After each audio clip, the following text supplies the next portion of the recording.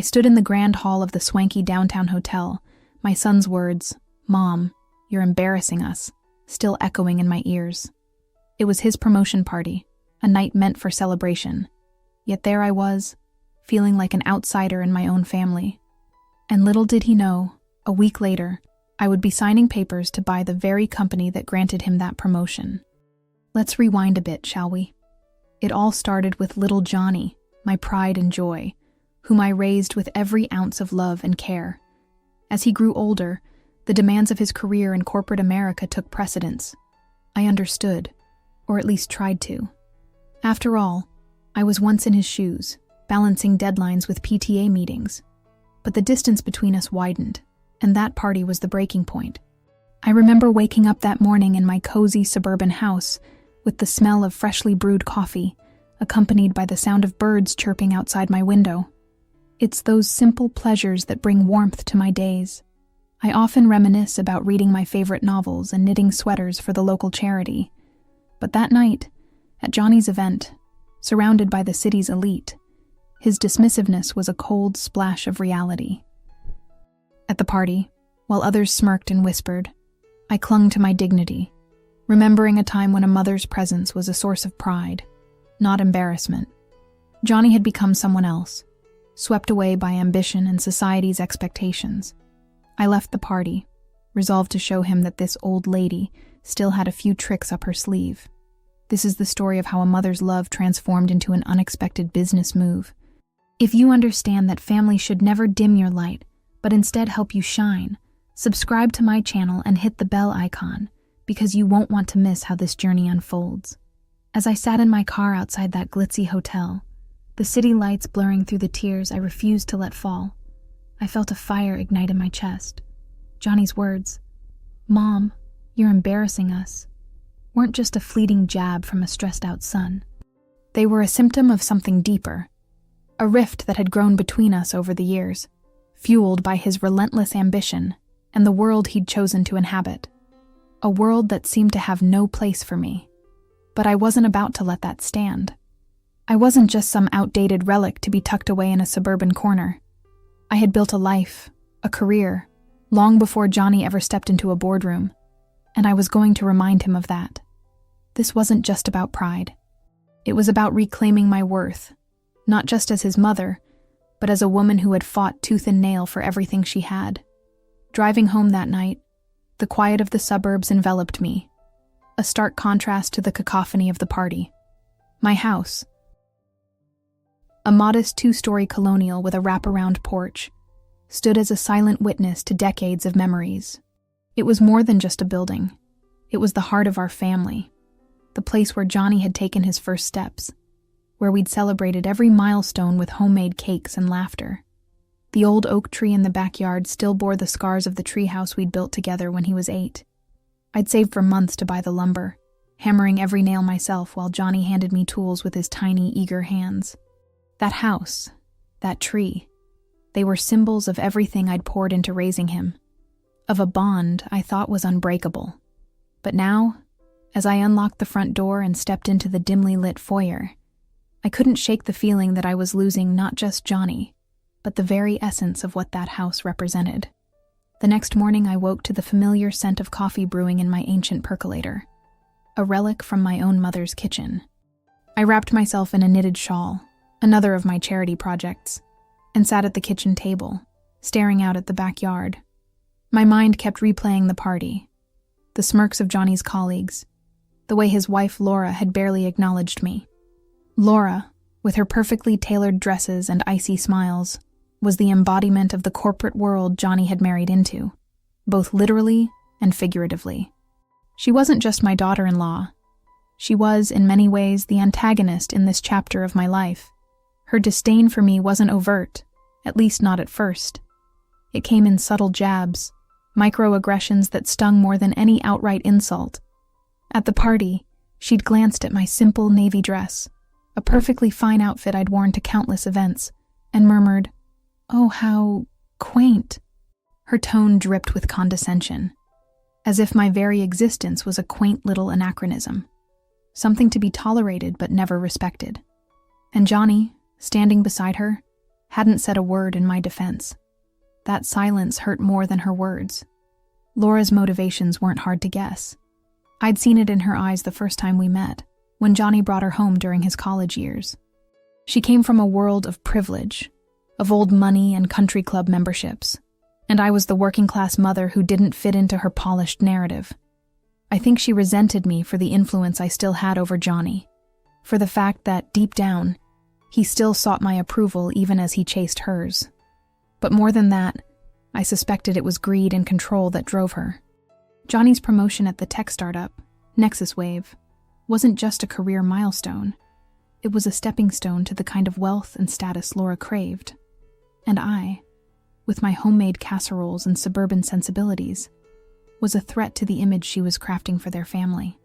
She wanted Johnny to cut ties with his past, to erase the parts of his life that didn't align with her vision. I was that past, and she was determined to push me out of the picture. As I sipped my coffee, my thoughts drifted to Laura's behavior over the past few years. There had been countless small slights, invitations to family events that mysteriously never reached me, comments about how busy they were when I offered to babysit my grandchildren. Once, at a rare family dinner at their sleek, modern townhouse, she'd casually mentioned how some people just didn't understand the demands of corporate life, her eyes flicking to me as she spoke. Johnny had laughed it off, but I saw the discomfort in his posture, the way he avoided my gaze. He wasn't cruel, not like Laura. He was just weak. My son, the boy I'd raised to stand up for what was right, had become a bystander in his own life, letting Laura steer the ship while he focused on climbing the corporate ladder.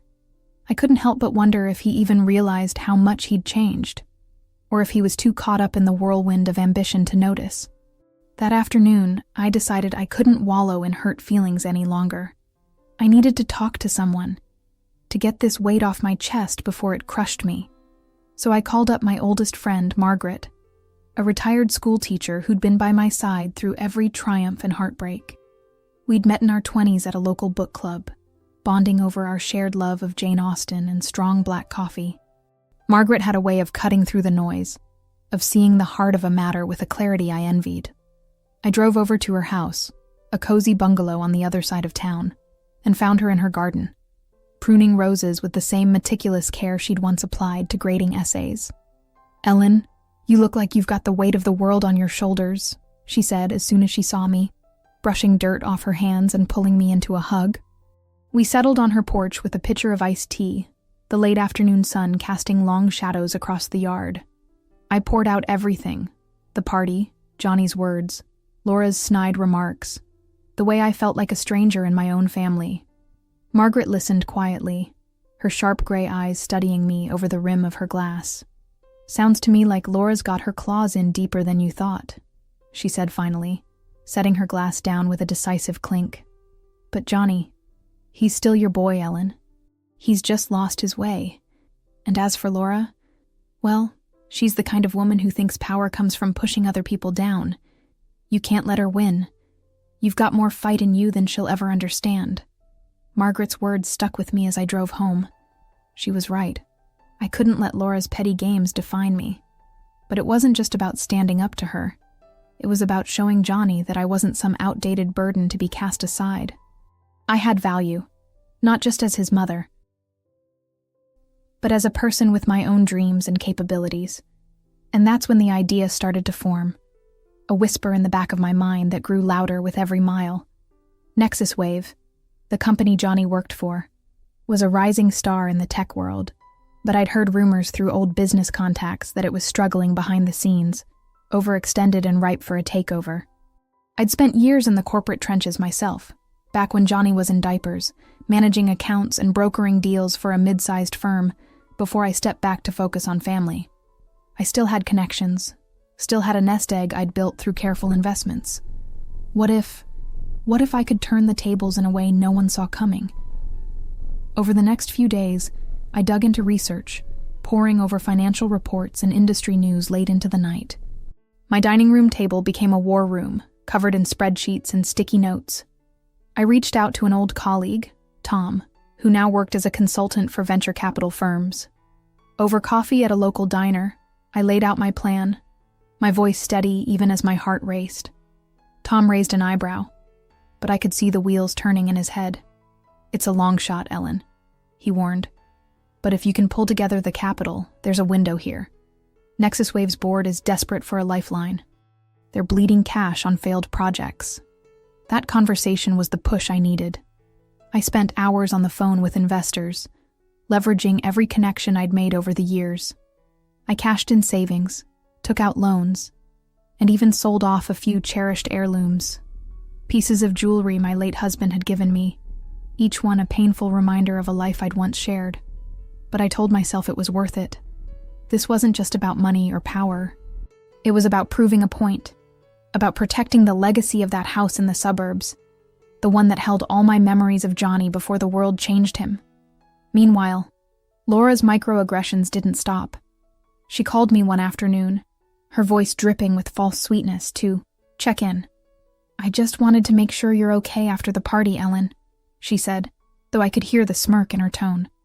"Johnny was so stressed, you know, and I think he might have come across harsher than he meant to. We just want to make sure you're not overwhelmed by all this." The implication was clear. I was too old, too fragile, to handle their fast-paced world. I gritted my teeth and thanked her for her concern, but inside I was seething. Her words were a reminder of why I was doing this, why I couldn't let her and her vision of Johnny's future erase me. I started noticing other things, too. Small clues that made me wonder just how far Laura was willing to go to secure her place at the top. At a family brunch she reluctantly invited me to, I overheard her on the phone in the kitchen, her voice low but urgent. "Yes, I know it's a risk, but if we can push the board to prioritize the new merger, Johnny's position will be untouchable. We can't afford any distractions." She glanced at me as she hung up, her smile tight, and I felt a chill. Was she plotting something at Nexus Wave? Was her ambition driving her to manipulate not just Johnny, but the company itself? I filed the moment away, a puzzle piece I couldn't quite place yet. The tension built over the next week, each day bringing me closer to my goal, while the weight of Johnny's dismissal and Laura's disdain pressed harder. I barely slept, fueled by coffee and determination, my eyes burning as I reviewed contracts and met with lawyers. And then, the night before the big meeting with Nexus Wave's board, it all came to a head. Johnny and Laura invited me over for dinner, a rare gesture that I knew wasn't born of warmth. When I arrived at their townhouse, the air was thick with unspoken tension. Johnny was distant, barely meeting my eyes as he poured wine. Laura, on the other hand, was all saccharine smiles, her words laced with venom. "Ellen, I'm so glad you could join us," she said, as we sat down to a meal of overpriced takeout masquerading as gourmet cuisine.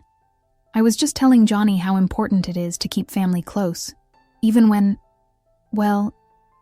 there are differences in how we see the world." Her gaze lingered on me, sharp and calculating. I forced a smile, my hands clenched under the table. The conversation limped along, each polite remark feeling like a minefield, until Laura finally dropped the facade.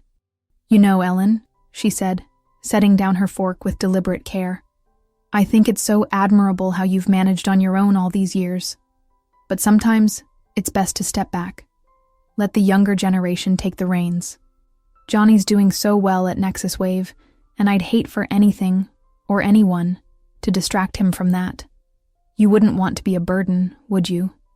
The words hit like a slap, raw and humiliating, delivered with a smile that didn't reach her eyes. Johnny froze, his face pale, but he said nothing. That silence was worse than Laura's insult. It was the confirmation of everything I'd feared. He wouldn't stand up for me, not against her. I looked at my son, searching for the boy who'd once clung to me during thunderstorms, but all I saw was a man caught between worlds, too afraid to choose. I stood, my chair scraping against the hardwood floor, and excused myself with as much dignity as I could muster. "Thank you for dinner," I said, my voice steady despite the storm inside me. "I'll see myself out." As I drove home, Laura's words echoed in my mind, a cruel reminder of the battle I was fighting. But they also steeled my resolve.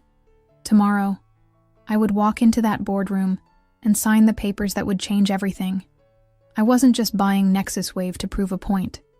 I was doing it to reclaim my place in Johnny's life, to show him that a mother's love could be fierce and unyielding, even in the face of betrayal. And as for Laura, she had no idea what was coming. She thought she could push me out, diminish me with her petty games, but she was about to learn that I wasn't just some quaint old lady. I was a force to be reckoned with, and this was only the beginning. The drive home from Johnny and Laura's townhouse felt endless, the streetlights blurring into streaks of yellow as my mind churned over the events of the evening.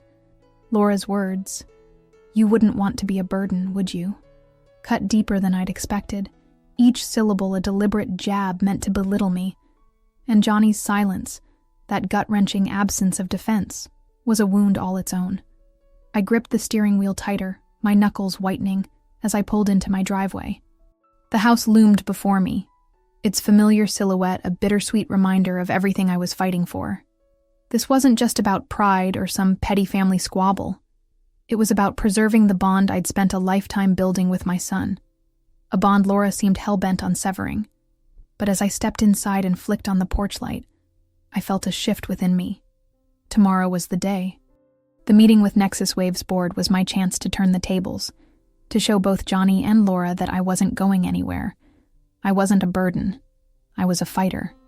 I barely slept that night, my mind racing with strategies and contingencies.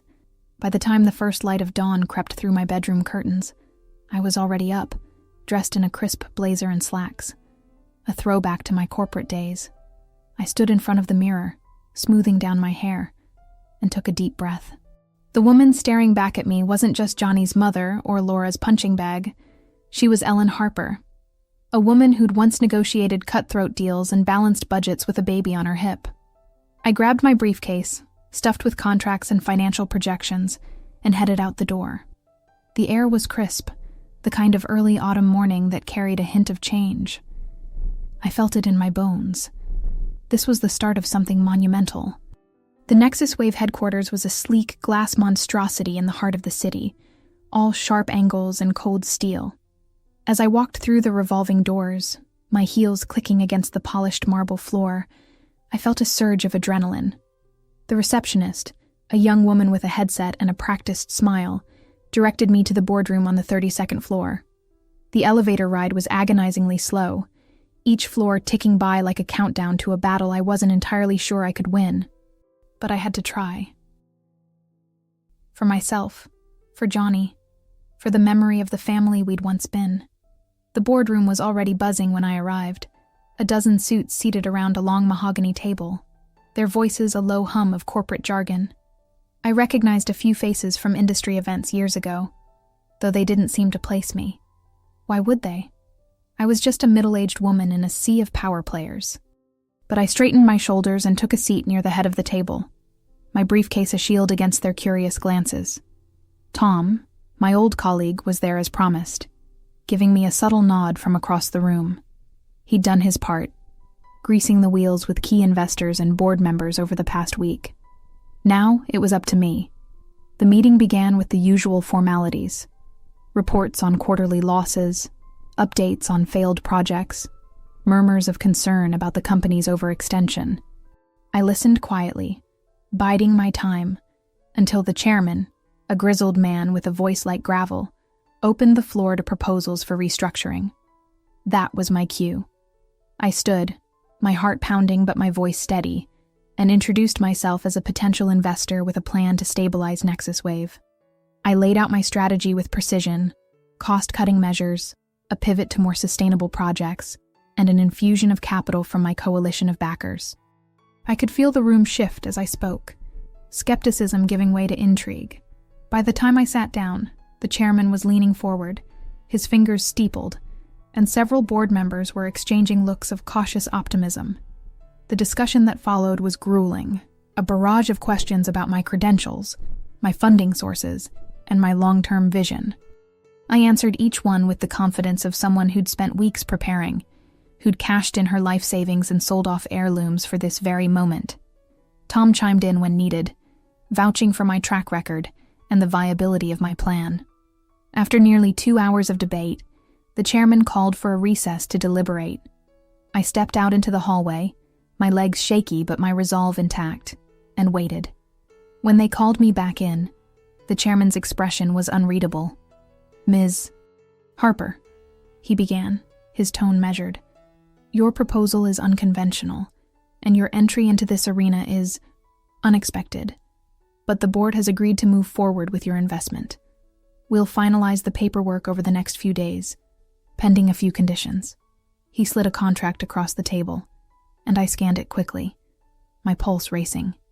It wasn't a full takeover, not yet, but it was a significant stake, enough to give me a seat at the table and a say in the company's future. Enough to make Johnny and Laura sit up and take notice.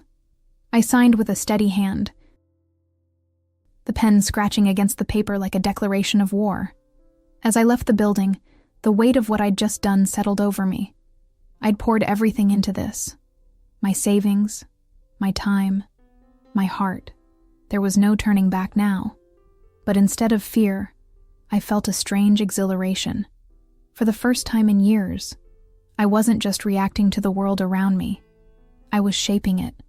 I drove straight to Margaret's house, needing to share the news with someone who'd understand. She was in her garden again, this time watering her begonias, and her face lit up when she saw me. "Ellen, you did it, didn't you?" she said, reading the triumph in my eyes before I even spoke. We sat on her porch again, and I told her everything. The meeting, the contract, the way the board had looked at me like I was a wild card they couldn't quite figure out. Margaret laughed, a deep, hearty sound that made me smile despite myself. "Laura's going to lose her mind when she hears this," she said, shaking her head. "And Johnny, well, he's got some soul-searching to do." She was right. The news would hit them like a freight train, and I wasn't sure how they'd react. But I didn't have long to wonder. That evening, as I was sorting through paperwork at my dining room table, my phone buzzed with a call from Johnny. His name on the screen sent a jolt through me, a mix of hope and dread. I answered, my voice cautious. "Hello? Mom? What the hell is this I'm hearing about Nexus Wave?" His tone was sharp, laced with confusion and something close to anger. "People are saying you've bought into the company. Is this some kind of joke?" I took a deep breath, steadying myself. "It's not a joke, Johnny. I've invested in Nexus Wave. I signed the papers today. I'm a stakeholder now." There was a long silence on the other end, heavy with unspoken questions. When he spoke again, his voice was quieter, almost strained. "Why would you do this? You don't even work in tech. This is my career, Mom. My life. Why are you meddling in it?" His words stung, but I refused to back down. "I'm not meddling, Johnny. I'm protecting what's important to me. You've been so caught up in your world, in Laura's world, that you've forgotten where you came from. I built a life for us, fought for every inch of it, and I'm not going to let anyone, least of all your wife, push me out of it. This isn't just about the company. It's about us." Another silence. This one even heavier. I could almost hear him grappling with what to say, torn between the man he'd become and the boy he used to be. Finally, he muttered, "I don't know what to think about this. Laura's furious. She's on her way over to your place now. I couldn't stop her." He hung up before I could respond, leaving me staring at the phone, my stomach twisting. Laura was coming. Of course she was. She wouldn't let this go without a fight. I glanced around my house, the familiar walls and worn furniture grounding me as I braced for the storm. Less than 20 minutes later, I heard the sharp rap of knuckles on my front door. I opened it to find Laura standing there, her face a mask of barely contained rage. She was dressed impeccably, as always, in a tailored coat and heels, her blonde hair pulled back in a severe bun.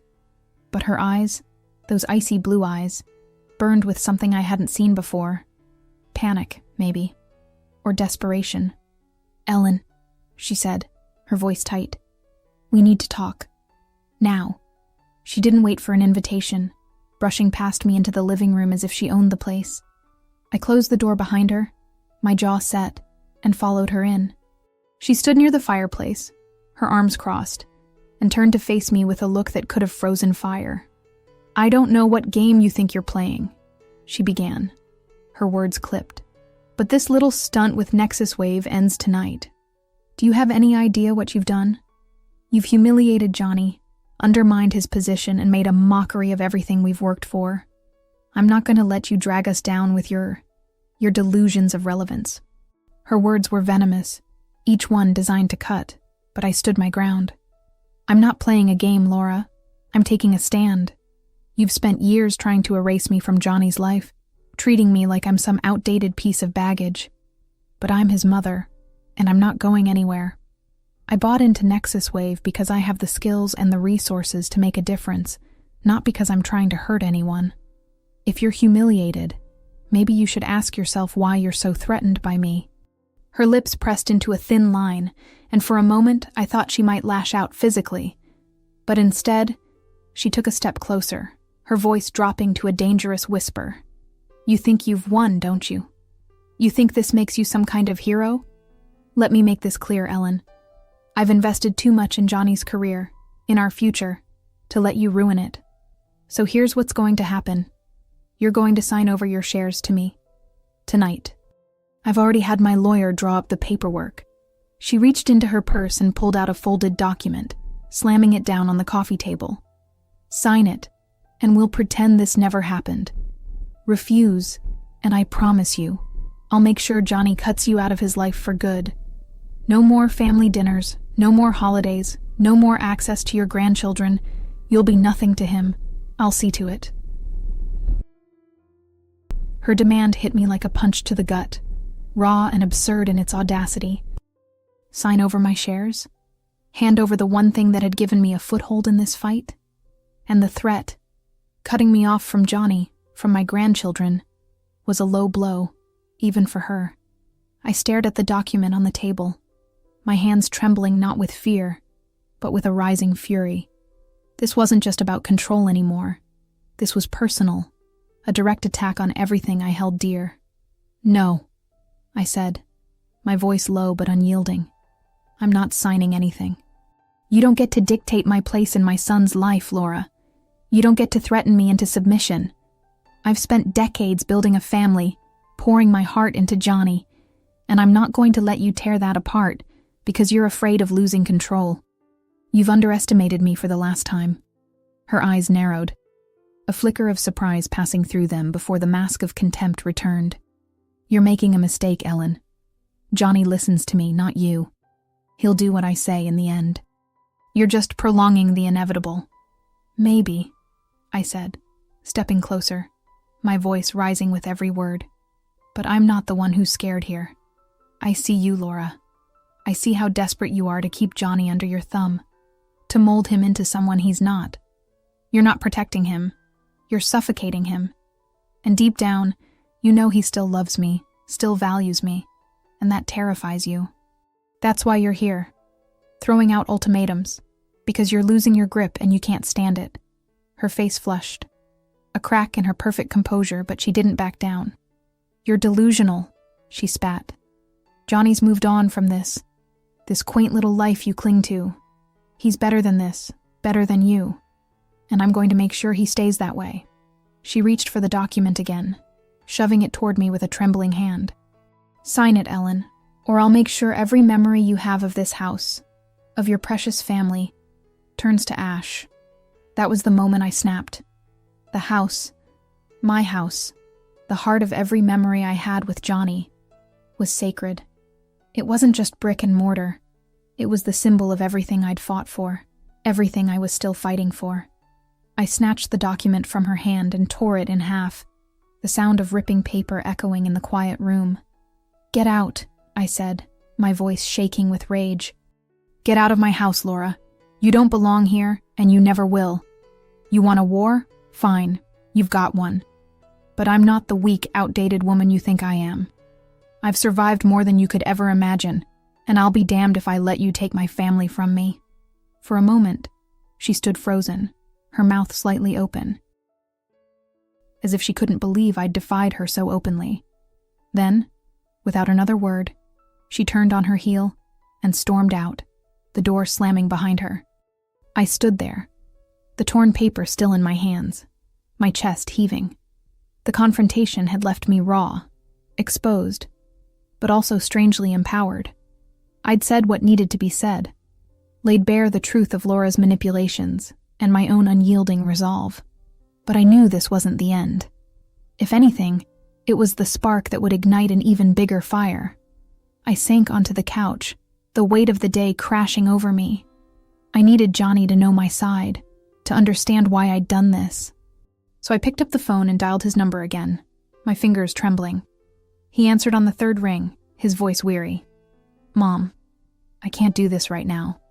Laura just got back and she's upset." "I know she is," I said, my tone softer but firm. "She came here, Johnny. She tried to force me to sign over my shares, threatened to cut me out of your life if I didn't. I need you to hear me out. I'm not doing this to hurt you. I'm doing it because I love you, because I'm afraid I'm losing you to a world that doesn't value what we had. Can you come over, please?" There was a long pause, and I could hear the conflict in his silence. Finally, he sighed. "I can't, Mom. Not tonight. Laura's already on edge, and I just need some time to process this.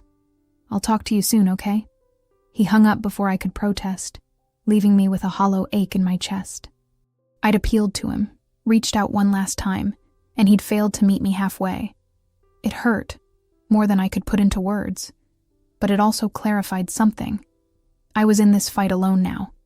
Johnny wasn't ready to choose, and I couldn't wait for him to find his courage. As I sat there in the quiet of my living room, the torn document still on the coffee table, I felt a resolve harden within me. Laura's ultimatum had been the final push, the moment that forced me to stop hoping for reconciliation and start acting on my own terms. I wasn't just fighting for a seat at Nexus Wave's table or a place in Johnny's life. I was fighting for myself, for the woman I'd always been beneath the labels of mother and widow. Laura thought she could intimidate me, erase me, but she'd only awakened something fiercer. The next steps wouldn't be easy. There'd be more confrontations, more risks, maybe even more heartbreak. But I was ready. The rebellion had begun, and I wasn't backing down. The silence in my living room after Johnny's call felt heavier than ever, a suffocating weight that pressed down on my chest. I sat there on the couch, staring at the torn document Laura had shoved at me. Its jagged edges a stark reminder of the line I'd just drawn. My hands still trembled from the confrontation, but it wasn't fear coursing through me. It was a fierce, unyielding determination. Laura thought she could bully me into submission, threaten to erase me from Johnny's life, and I'd just roll over. She was wrong. I'd spent decades building a family, sacrificing pieces of myself to give Johnny a foundation, and I wasn't about to let her tear it apart. This wasn't just a personal battle anymore. It was a war for my identity, my legacy, and my place in my son's world. I knew the next steps wouldn't be easy, but I also knew I couldn't fight this alone. I needed a strategy, a plan that went beyond emotion and straight into the realm of cold, hard tactics. And for that, I needed help. The next morning, I woke early, the first rays of sunlight filtering through the kitchen window as I brewed a pot of coffee in my old percolator. I wrapped myself in the same knitted shawl I'd worn during so many late-night heart-to-hearts with myself, and sat at the table, a notepad in front of me. I started jotting down names, old contacts from my corporate days, people who might still owe me a favor, or at least point me in the right direction. One name stood out: Richard Bennett, a lawyer I'd worked with back when I was managing accounts for that mid-sized firm. Richard had been a shark in the courtroom, a man who could sniff out loopholes and leverage them into ironclad wins. We'd lost touch over the years, but I'd heard through the grapevine that he was still practicing, now with a small but reputable firm downtown. If anyone could help me navigate the legal minefield Laura had just dragged me into, it was him. I dialed his number with a mix of hope and apprehension, half expecting him to brush me off as a relic from a past life. But when he answered, his gruff, familiar voice brought a wave of relief. "Ellen Harper? Is that really you? It's been, 20 years?" We exchanged a few pleasantries, catching up on the broad strokes of our lives before I got to the point. I laid out everything: Johnny's distance, Laura's manipulations, my investment in Nexus Wave, and her ultimatum the night before. I didn't hold back on the emotional toll either, letting him hear the raw edge in my voice as I described how she'd threatened to cut me off from my grandchildren. Richard listened quietly, the only sound on his end the occasional scratch of a pen as he took notes. "Sounds like a classic power play, Ellen," he said finally, his tone matter-of-fact, but tinged with sympathy. "This Laura woman, she's overreached. Threatening to alienate you from your family isn't just cruel, it's a legal misstep, if we can prove intent to manipulate or coerce. And this business with Nexus Wave? That's your leverage. You've got a stake in the company now, a legitimate position, and she can't just demand you sign it over without consequences. I'll need to see the contract you signed with the board, any correspondence you've had with her or Johnny, and we'll start building a case. First step is a cease and desist letter to stop her from harassing you further. Second step is protecting your shares and your rights as a stakeholder. And third, well, let's just say we'll explore options to counter her influence over Johnny if it comes to that." His words were a lifeline, a concrete plan in the chaos of my emotions. We set a meeting for the next day at his office, and I spent the rest of the morning gathering documents. My Nexus Wave contract, emails, even a few voicemails Laura had left over the years with thinly veiled jabs. I felt a strange mix of exhaustion and exhilaration as I organized everything into a neat folder. This wasn't just about defending myself. It was about building a fortress around what mattered most. By the time I met with Richard the following afternoon, I was ready to fight with everything I had. His office was a small, cluttered space on the 5th floor of a nondescript building, the kind of place that screamed no nonsense. Richard, now in his late 60s with a shock of white hair and wire-rimmed glasses, greeted me with a firm handshake and a wry smile. "You haven't changed a bit, Ellen. Still got that fire in your eyes." We sat down, and he pored over the documents with a meticulousness that reminded me why I'd trusted him all those years ago. After an hour of discussion, he leaned back in his chair, tapping a pen against his desk. "Here's the deal," he said, his voice steady. "Your position at Nexus Wave is solid. The contract is airtight, and Laura has no legal standing to demand you relinquish your shares. Her threats about cutting you off from Johnny and the grandkids? That's where we hit back. I'm drafting a cease and desist letter today, citing harassment and emotional distress. If she persists, we can escalate to a restraining order or even a civil suit for intentional infliction of emotional distress. But more importantly, I'm working on a shareholder agreement addendum, a document of power, if you will, that will protect your stake from any internal power plays. Nexus Wave's board will need to sign off, but given their desperation for stability, I don't foresee a problem. This document will ensure that no one, not Laura or anyone else, can undermine your position without a legal battle they're unlikely to win. I nodded, absorbing every word. The idea of a document of power felt like a shield, a tangible piece of armor in this war. Richard promised to have the cease and desist letter sent to Laura by the end of the week, and the addendum drafted shortly after. "In the meantime, Ellen," he added, his tone softening, "lay low. Don't engage with her directly. Let her stew, let her make mistakes. People like her, control freaks, they unravel when they don't get their way. Give her rope and she might just hang herself with it." His advice resonated with me. I'd been running on pure emotion, reacting to Laura's every move. But now I saw the value in stepping back, gaining perspective while she revealed more of her desperation.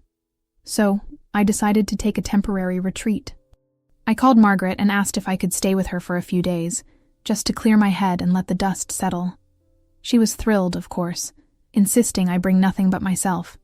"We'll drink tea, tend the garden, and plot Laura's downfall like a couple of old spies," she joked, and I couldn't help but laugh. Packing a small bag, I drove over to her bungalow that evening, the familiar sight of her rose bushes calming something raw inside me. The next few days at Margaret's were a balm to my frayed nerves. We spent mornings in her garden, pruning and planting, the rhythmic work grounding me in a way I hadn't felt in weeks. Afternoons were for long talks on her porch, iced tea in hand, as I poured out my fears and hopes.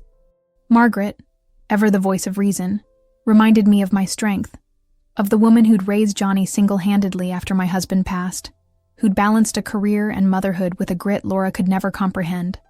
"She's playing a game of appearances, Ellen," Margaret said one evening, her eyes sharp. "But you're playing for keeps. She'll trip up, mark my words." And trip up she did. While I was at Margaret's, Richard kept me updated on developments. The cease and desist letter had been delivered to Laura via certified mail, and though she hadn't responded directly, he'd heard through a contact at NexusWave that she'd been making waves at the company. Apparently, she'd stormed into Johnny's office, demanding he use his influence to push the board to reconsider my stake. She'd even tried to rally a few lower-level executives, spinning a narrative that I was an outsider meddling in their affairs, a liability to the company's image. But her tactics backfired. Johnny, torn and conflicted, refused to take a public stance against me, and the board, already wary of instability, dismissed her as an overzealous spouse with no formal role at NexusWave. Her desperation was showing, her carefully curated mask of control slipping, and I couldn't help but feel a grim satisfaction at the news. Richard was right. She was unraveling. Meanwhile, he finalized the shareholder agreement addendum, the document of power that would cement my position at NexusWave. It included clauses that protected my shares from hostile takeovers or internal votes without my consent, as well as a provision ensuring I had a voice in major strategic decisions. When he called to tell me the board had signed off on it, I felt a surge of triumph. "It's ready, Ellen," he said, his voice tinged with pride. "You've got your shield now. Time to come back and face the music." After a week at Margaret's, I returned home, the familiar sight of my colonial house filling me with renewed resolve. The document of power, a thick packet of legal jargon that Richard had overnighted to me, sat on my kitchen table like a trophy. I spent the evening reviewing it, my fingers tracing the signatures at the bottom, a tangible proof of my victory. But I knew the real battle was still ahead. Laura wouldn't back down quietly, and Johnny, well, I wasn't sure where he stood. I needed to confront her, to lay this to rest once and for all, and I needed to do it on my terms. I called Richard the next morning to arrange the final showdown. "I want to meet with her at NexusWave," I told him, "in the boardroom, with witnesses. I'm not hiding in my house or skulking around. This ends in the open, where she can't twist the narrative." He agreed, suggesting we schedule a meeting under the guise of discussing my role as a stakeholder. He'd be there as my legal counsel, and we'd invite Johnny as well, ensuring he couldn't avoid facing the reality of what was happening. I sent a formal email to Laura through Richard's office, requesting her presence at the meeting, knowing she'd come if only to save face. The day of the meeting arrived, crisp and clear, the kind of autumn morning that felt like a turning point. I dressed in a tailored suit, the same one I'd worn to sign the initial contract, and drove to NexusWave's headquarters with the document of power in my briefcase. My heart pounded as I rode the elevator to the 32nd floor, but it wasn't fear. It was anticipation. The boardroom was already set up when I arrived, a few board members present as neutral observers, Richard at my side with a stack of files, and Johnny seated near the window, his face a mask of tension. Laura arrived last, her entrance deliberate, her tailored coat and icy demeanor as polished as ever. But I saw the flicker of unease in her eyes when she noticed the setup, the way her gaze darted to Richard and the documents on the table. The meeting began with formalities, a brief overview of my role as a stakeholder, before I took the floor. I stood, my voice steady, and addressed Laura directly.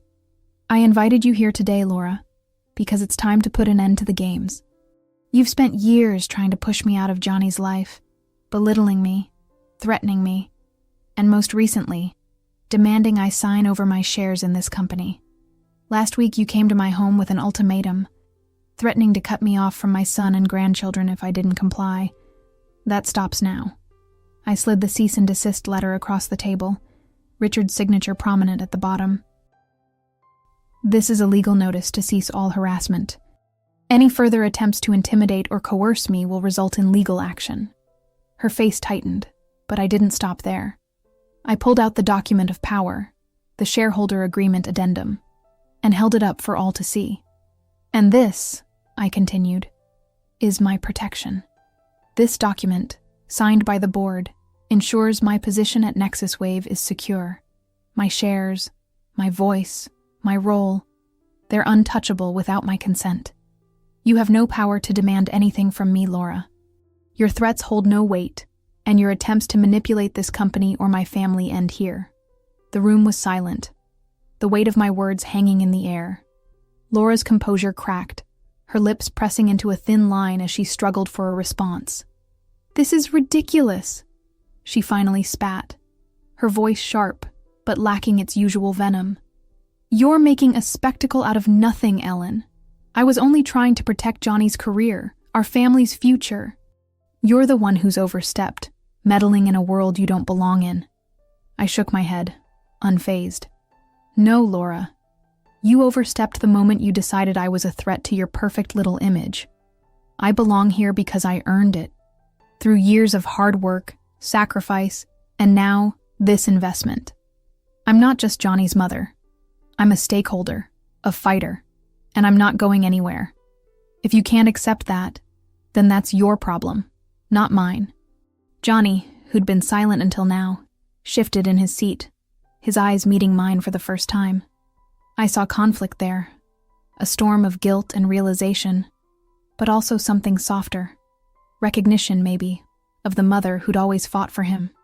"Mom," he started, his voice low. I didn't know it had gone this far. Laura told me she was just trying to smooth things over, to keep things professional. I didn't realize..." He trailed off, glancing at Laura, whose face had gone pale. "You didn't realize because you didn't want to see it," I said gently but firmly. "I've been trying to reach you, Johnny, to remind you of who we are, of what we've always been. I didn't buy into Nexus Wave to hurt you. I did it to protect our bond, to show you that I'm still here, still relevant, still your mother. I love you, and I'm not giving up on us, even if you've forgotten how to fight for me." His eyes dropped to the table, and I saw his hands clench, the weight of my words hitting him hard. Laura, sensing the shift, tried one last time to regain control. "Johnny, don't let her guilt trip you," she said, her voice rising. "She's manipulating you, just like she's manipulated the situation. We've worked too hard for this." "Enough, Laura," Johnny cut her off, his voice sharp, surprising even me. He looked at her, then back at me, and I saw something shift in him, a crack in the wall he'd built between us. "I've been a coward," he admitted, his voice breaking. "I let things slide, let you handle everything, because it was easier than facing the truth. Mom, I'm sorry. I said things I didn't mean, stood by while she crossed lines. I don't know how to fix this, but I want to try. I don't want to lose you." His words were a balm to the ache I'd carried for so long, a flicker of hope in the darkness. I nodded, tears prickling at the corners of my eyes but refusing to fall. "We'll figure it out, Johnny. One step at a time. But it starts with honesty, with remembering where we came from." I glanced at Laura, whose expression had hardened into something like resignation. She knew she'd lost this round, maybe the whole war. The board members, silent witnesses to this family drama, exchanged looks, clearly uncomfortable but unwilling to intervene. Richard gave me a subtle nod, a signal that the legal ground was secure. With the confrontation over, the meeting adjourned, and Laura left without another word, her heels clicking sharply against the floor as she exited. Johnny stayed behind for a moment, approaching me hesitantly. "Can we talk soon, Mom? Really talk?" he asked, and I nodded, a small smile breaking through my resolve. "Of course, Johnny. Whenever you're ready." He gave me a tentative hug, the first in months, and I felt a piece of my heart slot back into place. That evening, I drove home, the weight of the day lifting with every mile. The victory wasn't just legal or financial, it was moral, a reclaiming of my worth in Johnny's eyes and my own. When I pulled into my driveway, I didn't go inside right away. Instead, I walked to the backyard, to the old oak tree that still bore the scars of the treehouse we'd built together.